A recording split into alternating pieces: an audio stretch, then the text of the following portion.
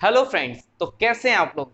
एक बार फिर से स्वागत करता हूं मैं आपके अपने चैनल द स्टडी स्कैन में। ठीक है, आज मैं फिर से लेके आया हूं मैथ्स का एक बहुत ही इंटरेस्टिंग टॉपिक। लेकिन एक चीज ध्यान रखिएगा, अभी तक जो मैंने बताए थे वो 2D टॉपिक्स चल रहे थे। 2D जो मैंने पहले भी डिस्कस किया था, that means two dimension, two dimensional. ये वो फिगर थे जिसमें दो विमाएं होती थी, यानी कि जिसको जैसे मैं एक फिगर बनाऊं रेक्टेंगल, इसमें एक लेंथ है और एक ब्रेथ है। ठीक है, यानी कि लंबाई इसका कोई भी चीज अगर हम एरिया नापते हैं या पेरीमीटर नापते हैं तो नापने के लिए हमारे पास लंबाई है, हमारे पास चौड़ाई है। ठीक है, अब अगर उसी फिगर में हम एक चीज और बढ़ा दें, यानी एक विमा और बढ़ा दें, और वो हो गई क्या, इसकी हाइट, इसकी हाइट। और ये फिगर हो गया कुछ इस तरीके से। देख रहे हैं आप, कुछ इस तरीके से। जैसे कि सिंपल बात करें, आपका अपना फोन या माचिस की डिब्बी, वो सब कैसी होती हैं, इसी आकृति में होती हैं। तो अब ये फिगर हमारे पास कैसा हो गया, लेंथ ब्रेथ हाइट के साथ, ये हो गया हमारा 3D फिगर। और इस फिगर का नाम है क्या, क्यूबॉइड, जिसे हिंदी में कहा जाता है क्या, घनाभ।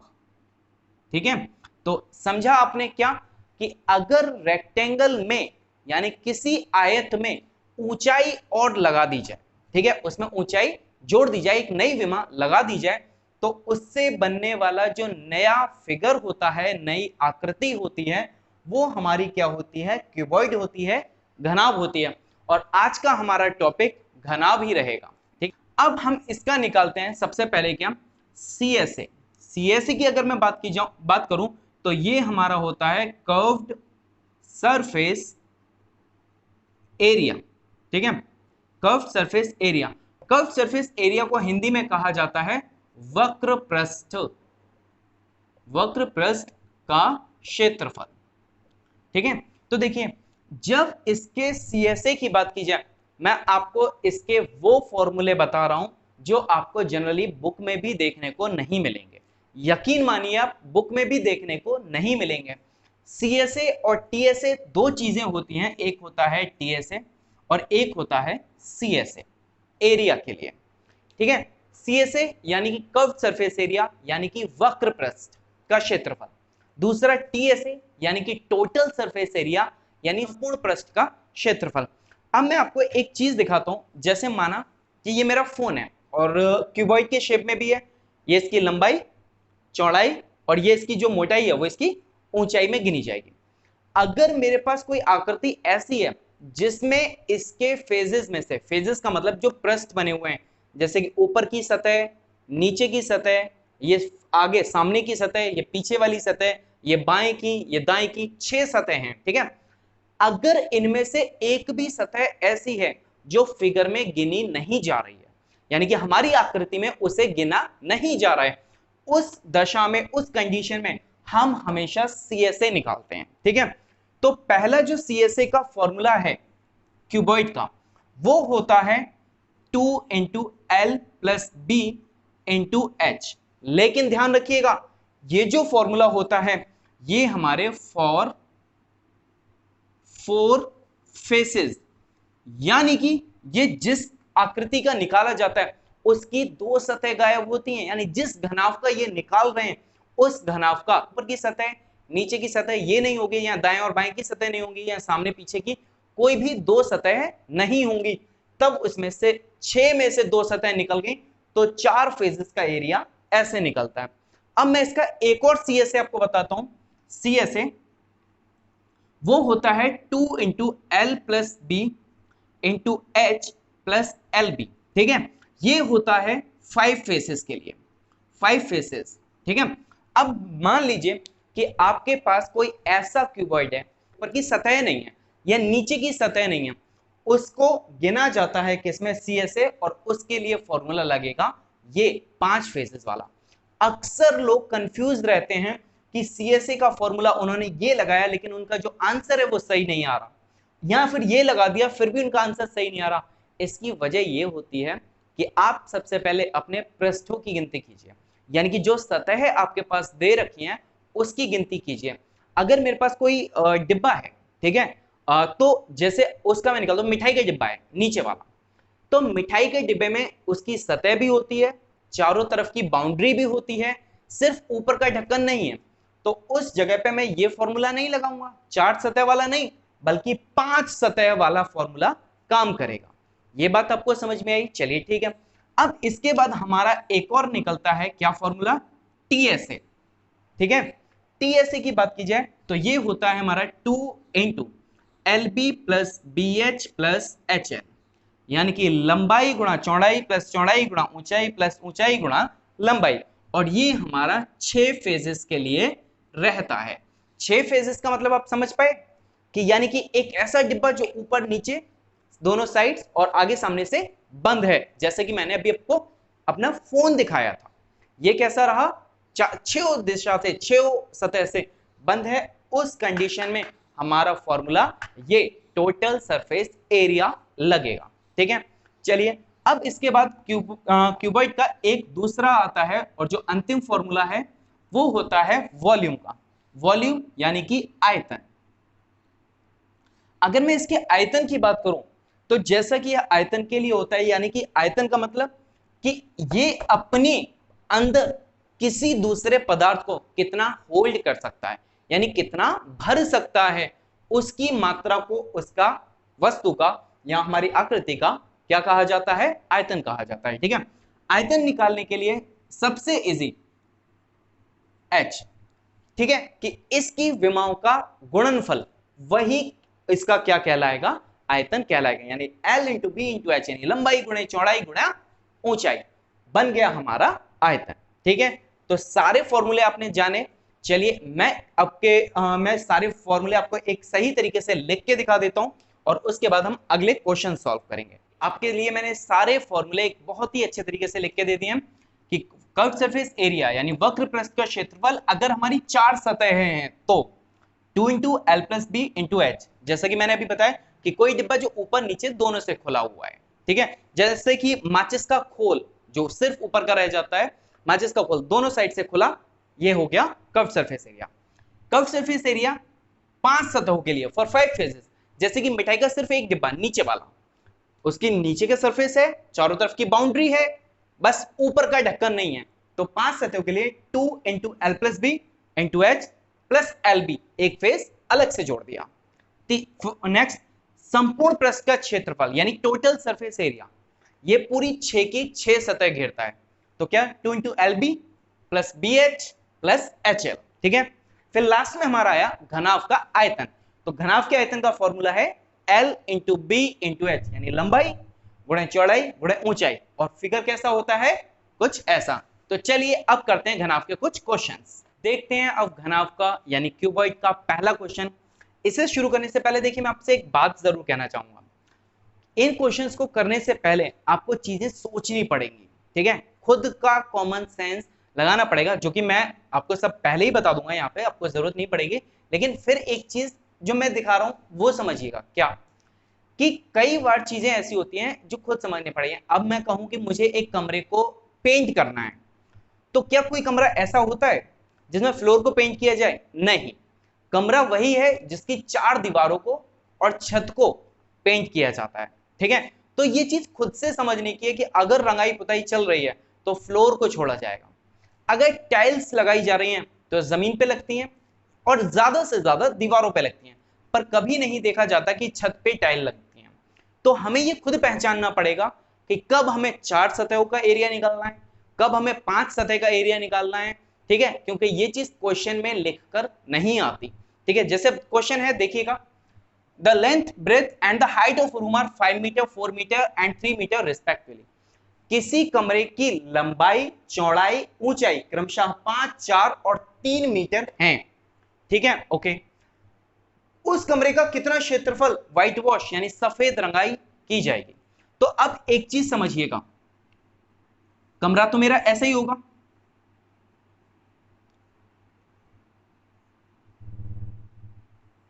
ठीक है, ये लंबाई 5 मीटर, ये चौड़ाई 4 मीटर, ये ऊंचाई 3 मीटर। तो समझिएगा, अब जैसे कि कमरे पे व्हाइट वॉश करने की बात हुई है, तो इसका मतलब ये हुआ कि हमको 4 दीवारों को व्हाइट वॉश करना है, छत को व्हाइट वॉश करना है, और व्हाइट वॉश नहीं करना तो किसे? फ्लोर को यानी फर्श को व्हाइट वॉश नहीं करना। तो ऐसी कंडीशन में हम जो एरिया निकालेंगे वो 5 फेजेस का निकालेंगे, 5 का ना कि 4 का। तो देखिए क्या कि इसका जो एरिया निकलेगा कौन सा, वक्र पृष्ठ, कमरे का वक्र पृष्ठ, और वो भी कौन सा, 5 सतहों वाला, 5 सतहों के लिए।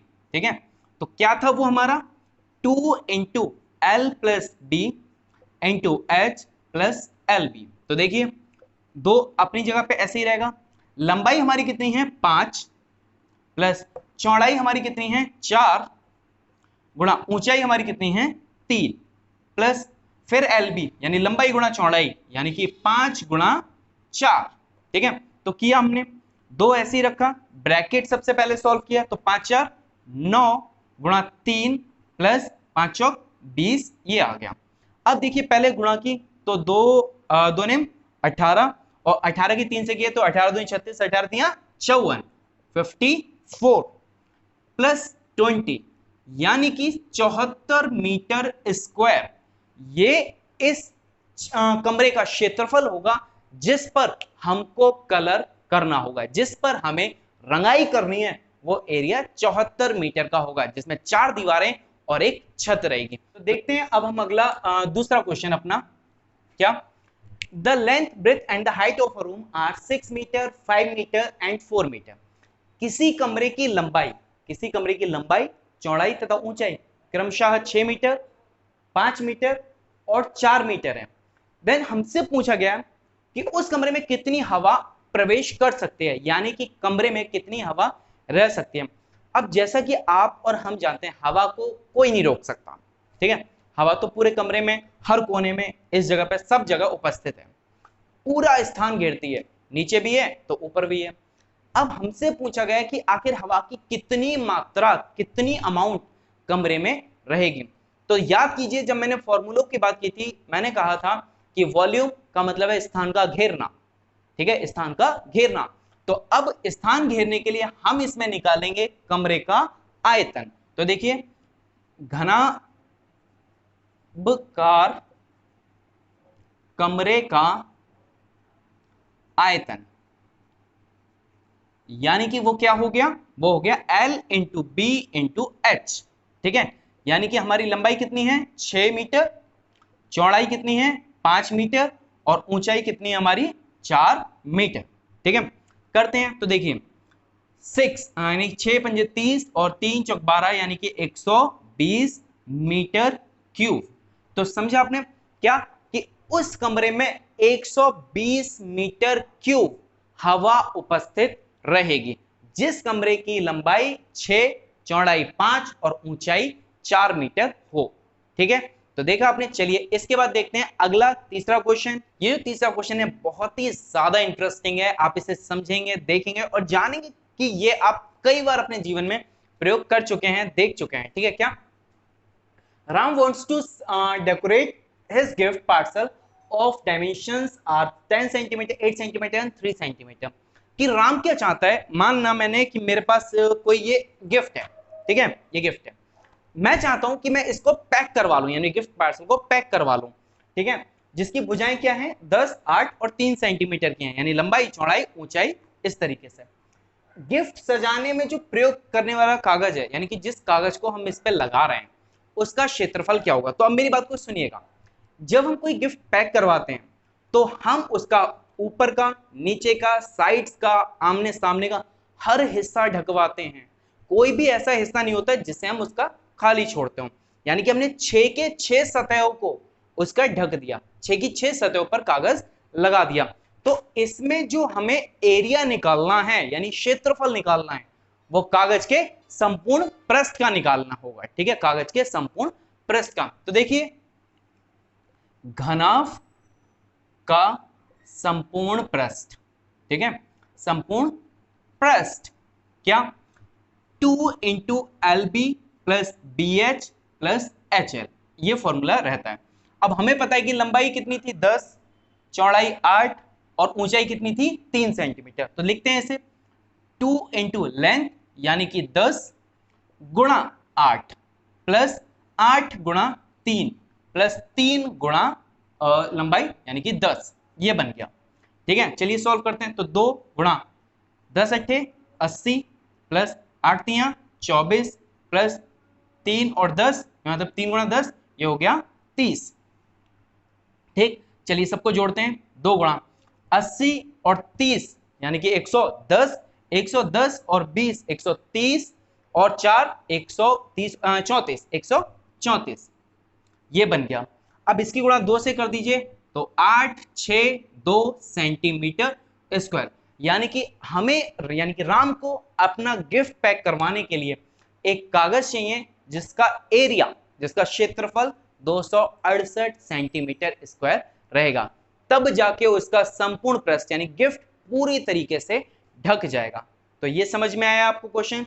चलिए इसके बाद बढ़ते हैं अगले क्वेश्चन की तरफ। बेहतरीन सा क्वेश्चन है, आप देखेंगे है ना कि ये क्वेश्चन जनरली आपको एग्जाम में मिलता रहता है ना, जो कंपटीशन एग्जाम होते हैं उनमें भी ये क्वेश्चन आता ही रहता है। तो हम देखते हैं इस क्वेश्चन को क्या है। A river 3 metre deep and 40 metre wide. चलिए मैं एक नदी बनाने की कोशिश करता हूं।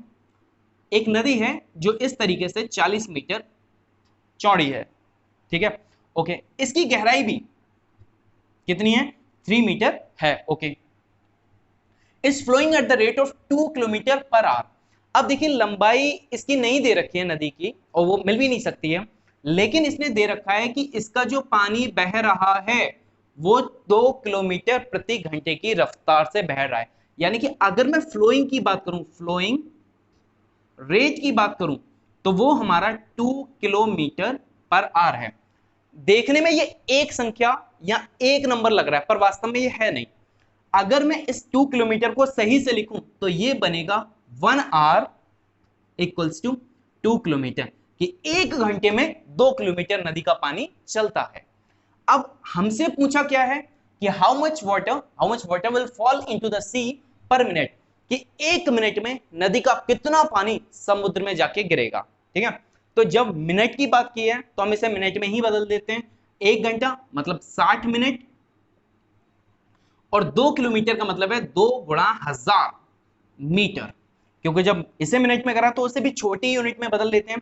अब 60 की जगह हमने निकाला 1 मिनट का, तो 60 हमारा चला गया 2000 के नीचे, और 1 से ये कट गया है ना, 2 से 3 बार में, 2 से 200 कट गया 100 बार में, तो ये आया 100/3 मीटर। ठीक है, अब मेरी एक बात को समझिएगा, इसका मतलब ये होता है कि 1 मिनट में कोई पानी यहां से यहां तक 100/3 मीटर चला जाता है 1 मिनट में। ठीक है, तो वही हमारी क्या हो गई, उसकी लंबाई हो गई, कि 1 मिनट में ये पानी यहां तक गया, इसकी लंबाई हो गई। ठीक है, अब हम इसका निकालते हैं वॉल्यूम, क्योंकि हमें टोटल पानी बताना है जो सागर में गिरा। तो देखिए वॉल्यूम ऑफ रिवर वाटर, तो हो गया क्या, L into B into H. लंबाई हमारी कितनी आई, 100/3। ब्रेथ हमारी कितनी है, चौड़ाई हमारी है 40 मीटर, और ऊंचाई हमारी है यानी कि गहराई 3 मीटर। इस 3 से ये 3 कट गया, 40 की 100 से की 4000 मीटर क्यूब, यानी कि 1 मिनट में ऐसी नदी का 4000 मीटर क्यूब पानी होगा, जो किस में जाके मिल जाएगा, सागर में मिल जाएगा। आपने ये क्वेश्चन कैसा लगा कमेंट करके जरूर बताइएगा। ठीक है, तो चलिए अब इन्हीं क्वेश्चंस के साथ अलविदा लेते हैं, मिलते हैं अगली वीडियो में एक नए टॉपिक के साथ।